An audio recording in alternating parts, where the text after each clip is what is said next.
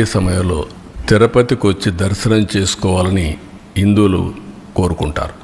ఒక్కసారి కాదు, ఎన్నిసార్లు వీలైతే అన్నిసార్లు వస్తే అంత మోక్షం వస్తుందని, అదే మరి వాళ్ళ జీవితానికి విముక్తి వస్తుందని కోరుకుంటారు.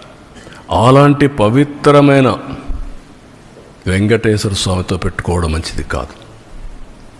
నేను ఎప్పుడూ నమ్ముతాను, కలియుగ దేవుడు వెంకటేశ్వర స్వామి, ప్రజల్ని కాపాడేది వెంకటేశ్వర స్వామి.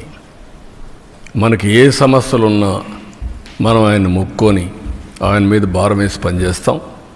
అది మన యొక్క సంస్కృతి సాంప్రదాయాల్లో ఒక భాగం. మనందరికి కూడా ఆ పవిత్రమైన దేవుడి మీద నమ్మకం.